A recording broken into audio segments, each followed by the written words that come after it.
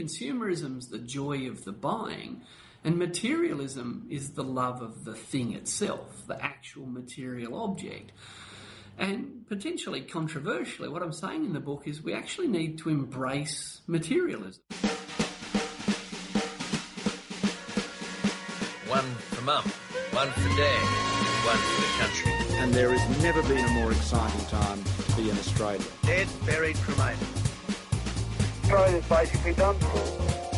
We'll just end up being a third-rate economy. You know, a banana republic. Just follow the money. G'day and welcome to Follow the Money, the Australia Institute's podcast demystifying the big economic issues in Australia and putting them in plain English. I'm Ebony Bennett, Deputy Director at the Australia Institute. And in today's episode, I'm going to try and convince you to buy a book about buying less stuff. Let's see how I go. Some of the best deals come a couple of days before Christmas. I've just started my Christmas shopping, so I'm an absolute lunatic. A 34-hour spending spree. Lots of people spending money. You can hear the tills, as they could say, ring. $2.1 billion poorer. But who says you can't buy happiness? It's that crazy time of year again, where our shopping lists are a mile long. Presents for mum and dad who already have everything, more plastic toys for the kids, soaps for Auntie Shaz, socks for Uncle Baz, secret Santas for work colleagues, shopping trolleys piled high with food, drinks, ingredients for abundant Christmas lunches. Whew, it's no wonder we need holidays. And just when we think it's over, the Boxing Day sales start, so we can go shopping all over again. Along with the cricket and the Sydney to Hobart, Australia's other great Boxing Day sport is, of course, shopping. If it feels as if the culture of Christmas has changed somewhat from your own childhood, it probably has, according to Richard Dennis's new book, Curing Affluenza. So, Richard, what is affluenza? Affluenza is the spending of money we don't have to buy things we don't need to impress people we don't know. Keeping up with the Joneses. And we've all done it. Yeah. The book is not about saying how stupid it is to try and fit in. It's not about saying that culture is irrelevant, fashion doesn't exist. It's the opposite. It says, look, as a society, there's a limitless amount of stuff we can buy and not use. Yeah. That's true. There's a million things that we haven't bought yet that we could buy and throw away. But if we do that, well, the planet is going to be destroyed by us. So we need to rethink why on earth we're buying all this stuff if we want to be serious about the impact that 8 billion people living on this planet are going to have. Sure, we need carbon prices and sure, we need a ban on plastic bags, but we've also got to ask why, after 7,000 years of recorded history, we're the first people to think the faster you buy stuff and bury it in the ground, the wealthier we'll become. It does seem to me that even when I was younger, and I'm not that old. So last week. That's right. Sundays were for going on a bicycle ride with my family and we maybe had an ice cream. And now the thing that you do on the weekends is you go shopping. You go to the mall or whatever. It's just much more a part of the fabric of the culture. Absolutely. And look, it's a bit scary. I'm an economist and I've written a book about culture. So let's just put it out there. Not what my discipline is known for. But yeah, there's hints in the word. We talk about recreational shopping and we talk about consumer culture. Yeah. These are new ideas. They're not evil. They're not stupid. They're just new. And for most of human history, they didn't exist. So we've got this new culture in Australia where, yeah, a fun thing to do with the family on Sundays, go shopping. And let's be clear, 30 years ago, we didn't do that. No. And in most countries, people don't do that. So it's not inevitable. It's not permanent. It's just something we've got into the habit of doing. It's the culture we've created. And what I'm trying to say in the book is that we need to understand the importance of culture. We need to see where it came from, who drove it, because culture shapes our decisions, but our decisions shape culture. Yeah. So when people started taking their own bags to the shops, it was easier to ban bags. Which came first, the individual change or the regulatory change? Well, one makes the other easier. So if we're worried about consumer culture, we need to be aware of it, and then we need to kind of work at different levels to do something about it. And it does seem to me to be the kind of thing where, changing a culture seems big and difficult to do, but even in recent environmental history, I guess everyone's now very conscious about turning the taps off and fixing their leaks and, only using your sprinklers on every second day. And that's really become ingrained, for example, in quite a short space of time. Absolutely. So big picture, culture changes all the time. When I was growing up, I was told to leave the lights on because turning the lights on and off was bad for the light bulbs. I'm not kidding. And I wasn't the only person to be told this. Because, when I was a kid, no one was worried about climate change. Electricity was very, very cheap and light bulbs cost more. Yeah. So we worried more about the light bulbs than the electricity. But the biggest cultural change that I've seen in my life and that people can associate with is what we now call cafe culture. I went out for breakfast for the first time in my life in 1994. I'd never been out for breakfast in my life until I was 24 years old and I paid someone $15 to scramble my eggs. It was great. Been doing it ever since. Now, more people are employed today in cafes than were employed in mining at the peak of the mining boom in Australia. Wow, is that true? Twice as many. Yeah.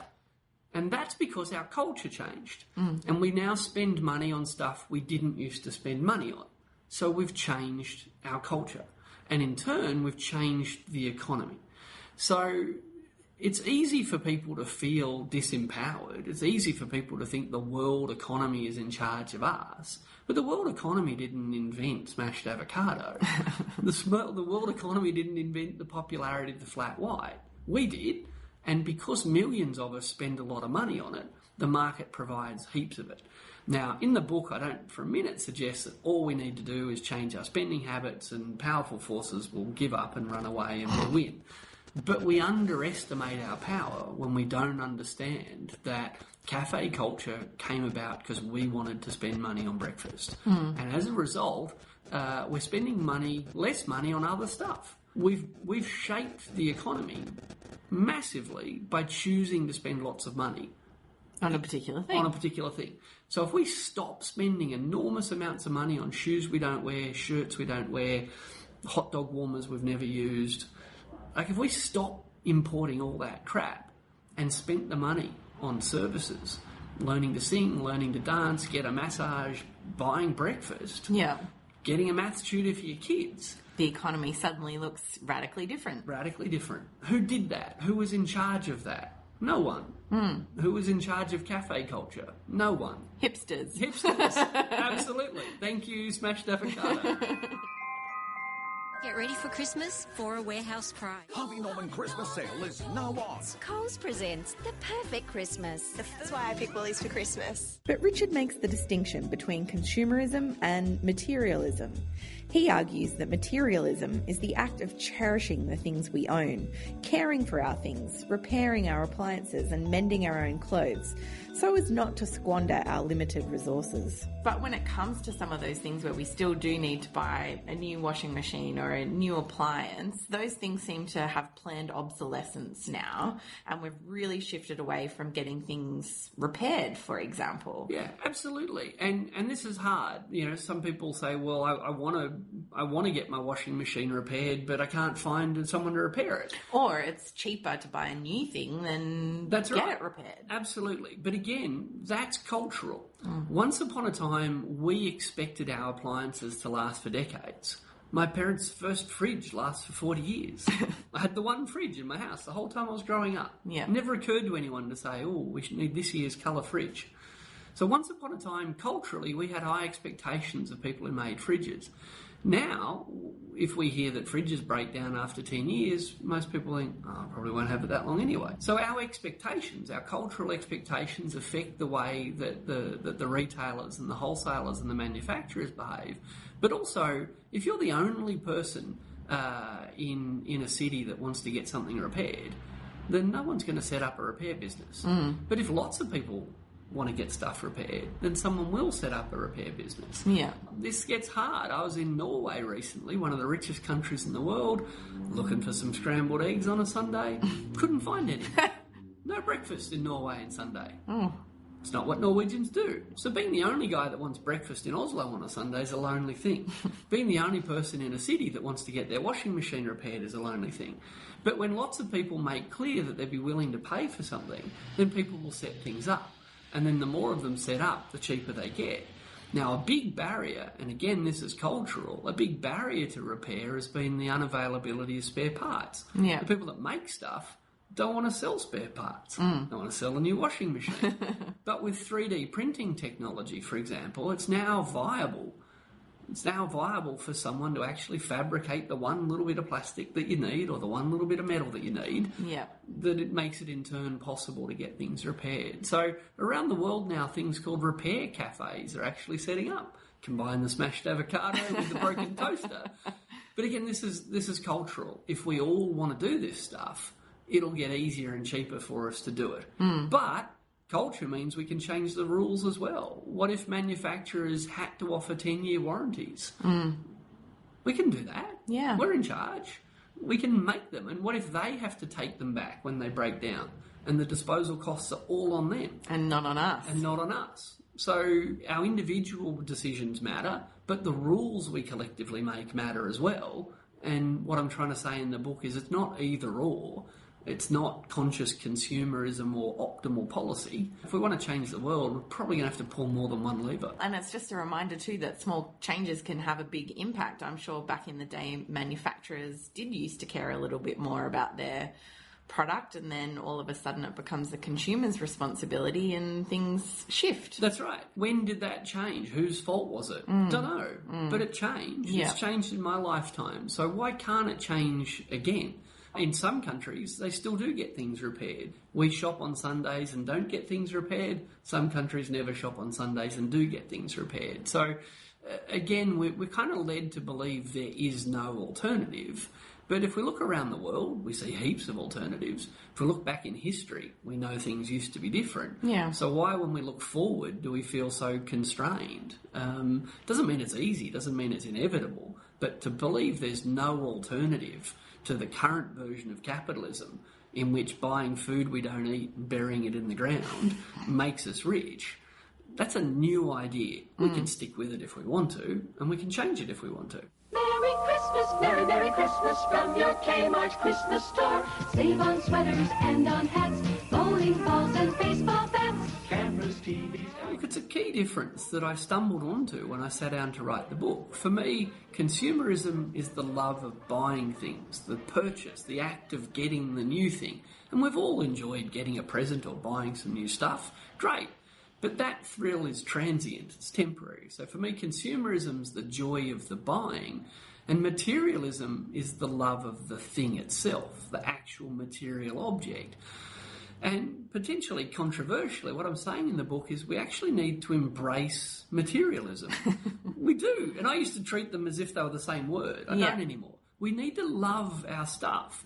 Because if we loved our stuff, if we cared for it and maintained it, the last thing we'd want to do is throw away something we love in order to get the thrill of buying something new. I mean, if you've got a puppy and it's a beautiful little puppy and the puppy makes you so happy, and then it grows up and it's a year old and a cuter puppy comes along, not many people kill their puppy to go get the new cuter one. Yeah. But we do that for chairs, we do that for phones, we do that for shirts, we do that for shoes. Now that consumerism, well, okay, we could do that if we want, but let's not pretend that we love the things we bought. What we loved was buying them. Yeah. And then we got bored with them and we went out and loved buying something else again. So I guess I'm saying if 8 billion people are going to share the planet, we can't all love buying stuff every weekend. So I think that's why we need to change the culture. So this actually reminds me, I recently read the Magical Art of Tidying Up, or the Life-Changing Joy, or whatever. And one thing that really struck me about that I think relates to your book is only keeping things that spark joy. And if you get rid of all the other stuff, which is obviously the consumerism element, you'd be surrounded by things that you actually really love and value. Absolutely. I found that to be the case. Look, absolutely. So the sort of the minimalism movement, the tidy movement is all kind of part of this, but that's a double-edged sword. If we chuck all that stuff out that wasn't making us happy, if we chuck it in the bin, we might feel tidy, But that's a lot of the world's resources just went right in the bin. Yeah. So I'd say to all those people tidying up their house, sell it online for $1. I mean it. Let's help someone else find it. Let's hope someone else gets some joy out of it. Because the worst thing would be if we all came up with these minimalist households that made us feel wonderfully clean and minimal, and then next year we decided minimal white was out and minimal grey was in. Yeah. And we chucked out all our minimal white stuff to become tidy and mineral grey. For me, that's still consumerism. Yeah. You can be a minimalist consumerist Yeah. if you're chucking out that minimal stuff all the time. So I don't care whether you've got sleek Nordic interiors or stuffy old couches. I just hope you love what you've got, look after it, care for it, maintain it. And don't tell yourself every 2 years it's time to buy a new set of soft furnishings to make your life happy. That's what the furniture shop wants you to think. Well, when I did look at my possessions, and what did strike me was where I had bought something of quality that I did love, it had lasted forever, and I did make more of an effort to look after it, and all of those kinds of things were wrapped up in the value, I guess, that I placed on it, and not just the buying of it. That's right. And again, you know, if people want to spend $1,000 on the world's nicest boots and they're the best boots in the world and that makes them complete as a human being, I say good on you. Love those boots, care for them, cherish them. Please look after them for 10 or 20 years. And when they don't fit anymore, find someone else who might get that pleasure from them. You know, I think that a lot of progressives have been caught up in this trap of, I shouldn't like my fixie bike, but I do. Yeah. Or my book collection, it's other people shouldn't be materialistic, but I love my books so much. Yeah. My answer is fantastic. That's great. Knock your socks off. And if I love an old car and you love a fixie bike and someone else loves their shoe collection, we don't have to beat each other up about the things we chose to love. This is the opposite. We need to see, hey, we've got something in common here. We like looking after our things. We care for them, we maintain them, we're proud of them. We don't have to divide around tribal Holden Ford bikes, books lines. Or to be, you know, holier than thou. I've got, you know, exactly. more or less things than you. Exactly. You know, this is I think an unhelpful kind of distraction from a debate about what kind of consumer, what is the role for buying new things and what is the role for repairing old things and what's the relative size of our stuff-making economy versus the size of our service-providing economy. They're interesting questions that we can debate, but arguing about whether my fashion choices are superior to yours that's a cultural fight, but that's got nothing to do with environmentalism or inequality. So, at what is the peak buying season of the year? Atari would like to thank you for taking us into your homes. We wish you all a happy holiday. What is Richard's advice to change our culture without being a Grinch? Well, the book's on sale now. And buy it and treasure it. Or if you hate it, find a new home for it and pass it on to someone else. I used to really spurn gifts and Christmas, and I was really down on it, and I'm not anymore. I realised many years ago that my birthday and Christmas were special days for my parents as well as for me, and that they wanted to enjoy, there's a hint in that word enjoy, they wanted joy for themselves by giving me something to show me that they loved me. And I kept turning my nose up at that. So I don't anymore. I really don't. I think gifts are important, but gifts don't have to be new stuff. I had a housewarming years ago, and I knew people would buy me stuff, and I was in my piss off, don't buy me stuff phase. But I knew people would buy me stuff, so I told people to bring me a recipe. And it was a great party. I got 30 great recipes that night, and I still use some of them to this day. So I think Christmas is part of our culture. There's no doubt that the giving of gifts is part of nearly all human cultures. So we don't have to spurn Christmas and become the Christmas Grinch to be far more thoughtful about what that means. Bake someone a cake rather than buy them some crap. Put together a montage of photos or old videos. No, I mean it. Like there are things that people that you know and you love that they'll actually treasure and enjoy that won't use up almost any or possibly none of the world's scarce resources. And if we kind of try to reshape our economy rather than worry about its size all the time, as I said, if we've got a bigger maths tutoring sector or a bigger dance lesson sector and a smaller $2 shop sector, well, more people will be employed. Yeah. Far less natural resources will be consumed, and the evidence suggests we'll probably be happier.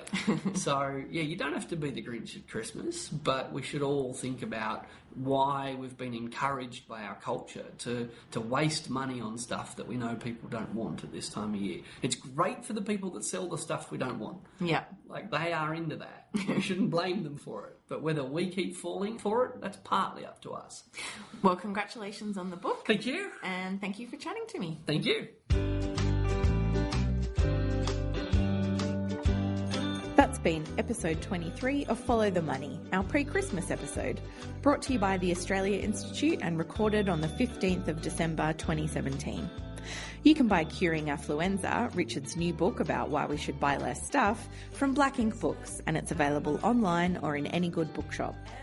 Go to our website at tai.org.au/podcasts, where you can find all of our back episodes of Follow the Money. They make a great companion on your holiday road trips.